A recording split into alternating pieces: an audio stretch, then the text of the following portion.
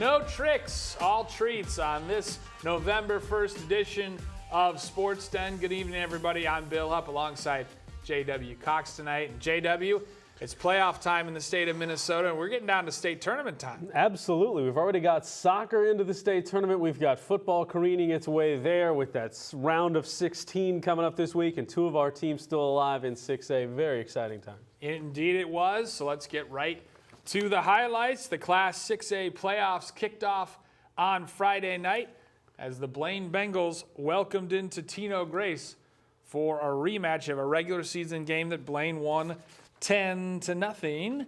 But first, let's get to the state tournament action. No, you do yours. No. Go ahead, JW. It's all you. No, it's already you. That's yours. Now they got it. Go ahead. Oh, here we go. Okay.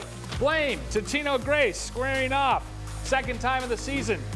Opening drive of the second half. Preston Myers rumbles around left end to put the Bengals on top 7-0. Fourth quarter, though, the Eagles tie it up. Nick Roonan hitting Adam Molitor for the 18-yard touchdown strike. We're tied at 7. We're in overtime. It's Hunter Carlson up the gut. The Eagles would take a 13-7 lead, but miss the extra point. So Preston Myers, his second score of the game. It's 13-all. That would set the stage for Kendall Stadden, who calmly drills the extra point to win it for Blaine, her third game-winning kick of the season. Bengals improved to 5-4. They head south to face second-seeded Shakopee next weekend. There you see it. A.J. Call, a great game with 141 yards. Preston Myers over 100 yards and a couple scores on the ground. Blaine 2-0 against Tino Grace this season. Special teams coming up huge. A big kickoff return by Toby Huber. And then Kendall Stadden nailing the extra point. How clutch has she been this season? Automatic. Oh, sorry. No, that's pretty much what she does. Yep, the Bengals were in action, and so were the Cougars. Your big all-32-team 6A postseason taking on Eastview. Eastview, the Lightning, as the sign said in the stands, looking to strike the number 3-seeded Cougars. This was a defensive battle. It was in the cold. Nobody getting the offense on track early. Could have gone either way. Will Quick, really quick to the top of his leap. What a grab for him. Defensive back rips it away for a big interception. That would help set up the Cougars early in the second quarter. Dalen Cummings around the edge, 8 yards for the score. That would be your lone score of the first half. And then Lance Liu got on track. Goodbye. 53 to the house. He had 3 carries of 50-plus. 3 single carries of 50-plus. And, oh, yeah, he did another thing in threes. That was score touchdowns. Lance Liu again, this time in the fourth from 5 yards out. Helps put the Cougars up by 3 scores. Eastview not quite done. Tyler Jerstad's been very good all year. Scored a touchdown in every game but 2. But Lance Liu, he's the man. There's number 3, diving from 3 yards out. Second team gets into the act. Colin Lee from 5 yards out in the fourth. He scores. They would give up another touchdown to Eastview, but it was all academic and all she wrote at this point. The Cougars, they put the last 2 regular season losses behind them. They get a win, punch their ticket to a matchup on the road against the St. Michael Albertville Knights. Again, it was all Lance Liu. 3 touchdowns, 19 carries for 290. Dalen Cummings directing the offense and scores a touchdown. Good for Colin Lee. And that second string offense, Lee hits Pater 35-14. Cougars win. Another 3-6 matchup in Section 6 Class 5A football as Spring Lake Park visiting Buffalo. First quarter action. Panthers on the Bison's 5-yard line, getting ready to punt it in. Braden Comer trying to back his way for extra yards. Linebacker Olam Hertz rips it away, and like Jerry Seinfeld running with the last marble rye, takes it back 97 yards for the score. That would be a sign of things to come for the Panthers. Third quarter now. SLP on the move again on fourth down inside the red zone. Carson Giddens steps in front of a Braden Telso pass to the 15 and houses it for Buffalo's second defensive touchdown of the game. Just like Jerry Seinfeld in high school, racing to a 50-yard dash finish. Exactly. That's 2. Winning that race. Yes. Late fourth quarter, the Panthers do get on the board as Nick Ogile plunges in from 2 yards out. to make it 14-7, but with under a minute left, Bison quarterback Evan Sefker takes the safety to salt the game away. Spring Lake Park holds Buffalo to just 2 first downs in the game, but ultimately still falls 14-9. Panthers season ends at 6-3. And as you see, a lot of rushing yards, a lot of ball movement in this game, a lot of yardage piled up, but ultimately 3 turnovers inside their opponent's red zone doomed the Panthers and end their season earlier than expected in this campaign. Shall we go to soccer now? Let's get an update on the 6A brackets first. As you take a look at what we have there, that's your Spring Lake Park Class 5A. That's the amount of A's there are. Section 6, 5A. Spring Lake Park loses. Buffalo would go on to lose, so you set up Rogers and Park Center as the 1 and 2 seeds meeting in the championship. What about in that 6A big tournament, Bill? In that 6A big tournament, Eden Prairie and Lakeville North, a South Suburban matchup. And you've got Minnetonka and Farmington. In fact, 3 South Suburban Conference teams in that grouping, so that's a good one. A lot of tough brackets in this second round matchup for Class 6A. Don't sleep on those Tigers of Farmington. Maple Grove has East Ridge in the second round. Rose Mountain, Woodbury. We saw the Woodbury Royals the final week of the regular season. They are not a team to be trifled with. 2 more sides of this bracket to get to. Stillwater facing Wayzata in what should be a dandy of a game, former number 2 against the current number 3.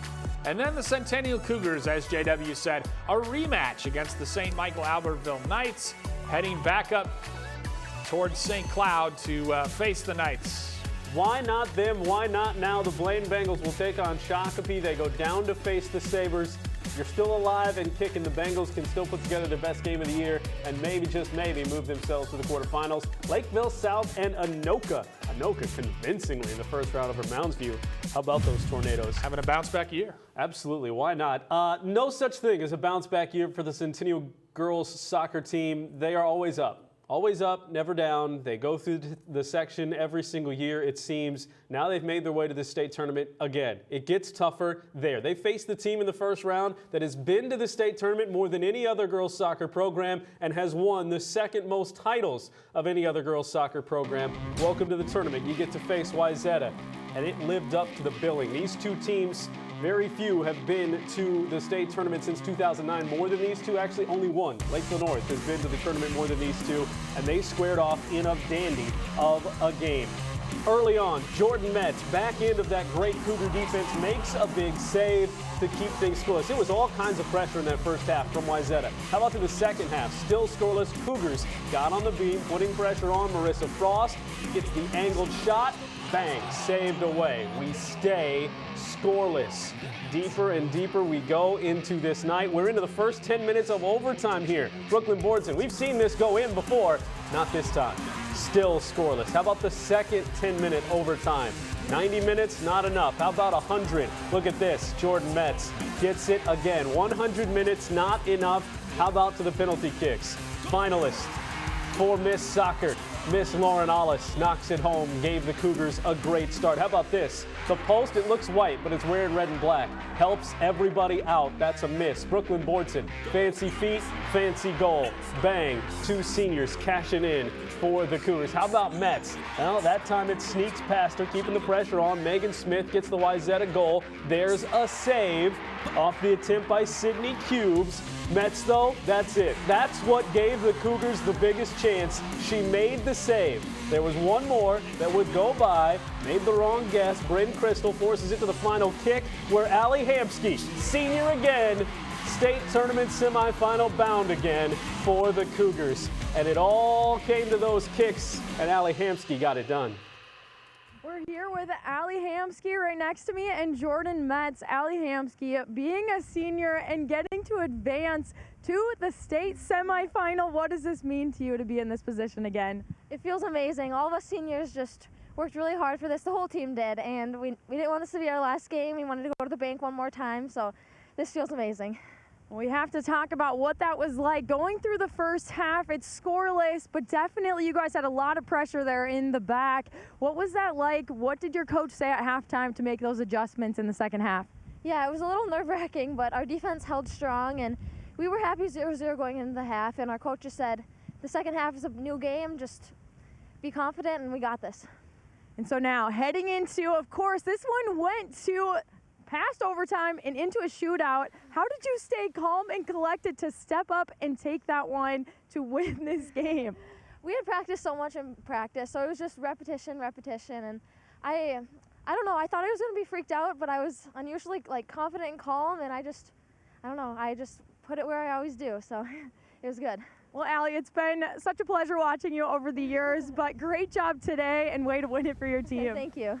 Well, we're going to step over and talk to you. Jordan Metz, making it happen there. What were your feelings going into that penalty shootout? How are you going to be prepared for that?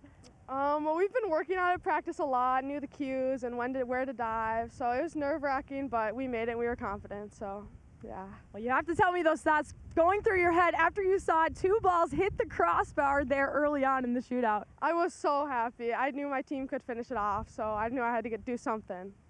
And of course, when you saw Allie Hamsky step up there and net it, to know that it was done, how relieved were you to know that this game finally came to a close? Everything just went, it was amazing. It was so good. The seniors did amazing. It was so good. They deserved it. The last question for you would be, going forward now, stepping into that semifinal, how confident are you and your team to get that done here? Oh, I'm really confident. They can do it. Well, you guys made it seem like anything is possible here for the Centennial Cougars. Well, great job, ladies, and congrats on the win today. Thank you. Shout out parents. I mean, that has to be nerve-wracking watching your daughters go out there as athletes. They're always there for them. They got it done. Congratulations to the Cougars. They get Rosemount. That was 2 days later that Rosemount blanked Elk River 4-0. Edina and Stillwater, the other semifinal. Early morning coffee and football going on at US Bank Stadium later this week. How about Class 2A? Vanille St. Margaret's gets Cloquet Carleton, Holy Angels, and Matamidi, the other semifinal there, as Vanille St. Margaret's the 1 seed moving forward. Just like Holy Family in Class A, they'll take on Breck, the 5 seed, who knocked up St. Anthony in a thriller. And then we've got Cotter and Minnehaha Academy, not particularly close in either of the first 2 rounds of those in Class A. On the boys' side, a couple upsets. Rochester Mayo knocking out the top seed Minneapolis Southwest in a penalty shootout. They'll take on Mounds View, who defeated their conference rival Stillwater. Duluth East cruising. The Section 7 champs moved past Moorhead in the quarterfinals. They'll face Rosemount, 2-1 winners over Edina. In Class AA, Orono and Wilmer, as we have nothing but chalk in the semifinals. Orono facing Wilmer, and then Matamidi on the girls and boys side in the semifinals, taking on Holy Angels, also represented on the girls side. Those that should be good matchups there. And in Class A, Southwest Christian, they've rolled this season, and they did so again over Proctor. They'll take on Pine Island Zumbrota Mazeppa. Christopher Tree, the lone goal scorer for Pine Island in their game. No, he wasn't. I thought you made that up. I'm not making that up. That I wouldn't lie about something that I was their serious. goalkeeper, Zach Zumbrota, too? I mean, come on. I mean, Good stuff. You can't make it up. You cannot make that stuff up. Again, though, I can't even imagine. I've got a 1-year-old and a 6-year-old. They're a long way from high school state tournament stuff, but parent, throat, and heart. Again, Allie Hamsky, clutch. All the Cougars, clutch. Great stuff. All right, it's clutch time as well. Am I supposed to follow Preston here? I mean, this is just a little inside baseball. He just keeps moving the camera. I don't even know. Anyway, clutch time in high school volleyball, too, and we had a passel of that last week before we head to the semifinals later this week. Let's bring that to you now. Good here word, on Sports Day. passel. Passel, yeah. Very good word. You know, it's a lot, like a plethora.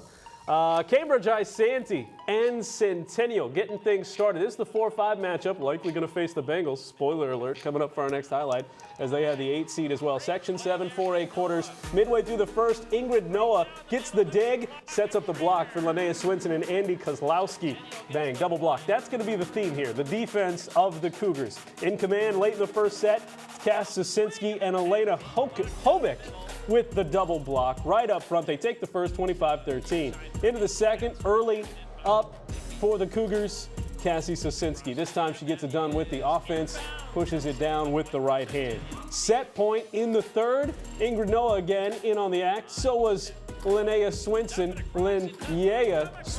Got the block one more time. 25-18. Cougars up 3-0. Cambridge Isani, though, not going away. It's middle of the third. Up 6. Cougars get the block again. It's Swinson and Koslowski up front one more time. But Cambridge Isani down 24-21 on set point. They got that one off the tip. Ada Schlinker pushes it to 24-22. We'd go 24-23 at match point again for the Cougars. This time Sosinski gets it done. The kill to end it 25-23. Cougars advance to the semifinals of 7-4A. Coon Rapids visiting Blaine in playoff volleyball. Bengals opening Section 7 Class 4A play as the top seed on their home court. Cardinals got off to a hot start in this one, jumping out to a 5-1 lead over the Bengals. But Blaine battled back. Senior Eliana Schmitz records one of her 6 kills to make it 12-10. Bam, right there. Later in the set, Zoe Smith tips it over to the net as the Bengals ran away with the first set, 25-12. Tied at 10 in the second set. It's Ileana Schmitz to Clara Brown to Natalie Schmitz for the go-ahead kill. Set point now, and Blaine works it across, and I'm afraid the net is the other way. Third set, Ileana Schmidt at the net. And on match point, sophomore middle hitter Gemma Hansen with the big block. Bengals just too much for the 8th seed Cardinals. They win in straight sets to improve to 25-4 in the season.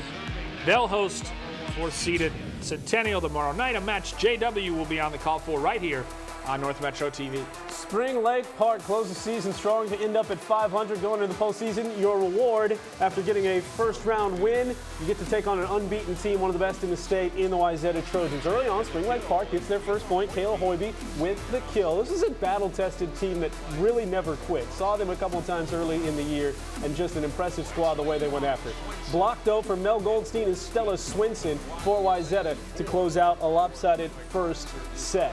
Again, unbeaten Wayzata likely could be a top 3 seed in the state tournament if they make it all the way there. Ashlyn Peterson, though, with the kill, keeping things even early in the late in the second. Molly Soderlin, number 7 in white, was pretty good all night long. 25-11 the final there. 7-0 Wayzata in the third. Emma Korger gets another big kill to continue to push for Wayzata, but not quite down and out yet. Down 22-10, Brooke Christensen gets this kill that's part of an 11-2 Spring Lake Park run. You can do the math. That is pushing match point further and further away, but here it is, 24-21 after being down big, and eventually it was Soderlin who would get the kill and finish things off on the 5th-seeded Panthers. Battling once again to the end. They'll finish the year a game under 500. Wayzata will move on to take on Champlain Park, who beat Maple Grove in a battle of titans in the girls volleyball world, especially in Section 5-4A. Blaine, as we said, facing Centennial tomorrow night at home. They'll get the winner of Andover and Forest Lake. We'll have both games, the semifinal and the section final, for you on North Metro TV. It's been established neither one of us here run very much, though sometimes Bill gets paid to be a runner, but that's a whole other story. They run well with the cross-country side of things. 7-3A cross-country meet. Cougars, boys side, took first place. Jonathan Patty helping propel that with a 3rd-place finish overall individually. Girls took 2nd place, 4th-place finish for Kylie Nelson, the top finisher there on the Centennial cross-country side. Blaine was there as well. They finished in 5th place on 110 points, and the girls finished in 6th place. Kelsey Havoc, the leading runner for Blaine, really testing my eyesight here. And River Santiago, one of the coolest names you'll ever hear, the leading place getter for Blaine in the 7-3A cross-country meet. And then in the 5-3A cross country, Spring Lake Park lives there. 6th place for the boys. Riley Kopp, a 23rd place finish. Zachary Anderson finished in the top 25 as well. Spring Lake Park girls finish up 7th. Caitlin Finnegan, 6th place finish. She's been a strong runner the last couple of seasons as well. So congrats to all of our cross country runners, and best of luck to everybody running in the state meet, which will be coming up this week at St. Olaf. You can see that there. So that's later on this week down in Northfield, and they will run their hearts out there, Bill. Yeah, one of the coolest events you can see, and believe it or not, I did run cross country in There high you school. go. So I can relate a little bit. Never good enough to make it to the state meet though. So I did not run. I ran as far away as I could from running. I like those little 6-minute sprints. you in like basketball. the athletic ones. Yeah, You that's like it. the athletic That was me. Yeah, cross country, non-athletic. He's doing it again. This is our upcoming coverage schedule. And we do, as Bill mentioned, we'll have Centennial and Blaine on the rare Wednesday matchup. All this tape delayed. We're into the postseason, so hopefully you can get there, enjoy the game at the Bengal Fieldhouse, and then catch up on it later. Rosemount and Centennial, that is state tournament action, tape delayed. Blythe and myself will be there, perched somewhere in a crow's nest somewhere at US Bank Stadium for that. And then 2 football games, Bill. Here's the rub. Not final, so don't put it in stone on your calendar yet, but we are hopeful and signs are pointing to the fact that we'll be there to cover both of these games, Centennial at St. Michael Albertville and Blaine at Shakopee. And then potentially the Cougars win. State championship coming up later this week as well. And then volleyball, we will be guaranteed to at least have one of our teams in there with Blaine and Centennial, so the potential coverage of that on Saturday too. And you can, of course, visit northmetrotv.com for our full coverage schedule. Visit our website. Also visit our YouTube channel. A lot of stuff is tape delayed and eventually posted there, if not streaming live. So we are your home for Blaine, Centennial, and Spring Lake Park regular season and playoff action. And all kinds of postseason action. It's very fun. Hopefully you got caught up on everything on our YouTube page and all of that from last week too. That'll do it for this week. As always, go out and support your teams. Everybody, a lot of teams still in action. Go Bengals. Go Cougars. And go Panthers. Good night, everybody. See you next time. Stay Preston. Stay. No go.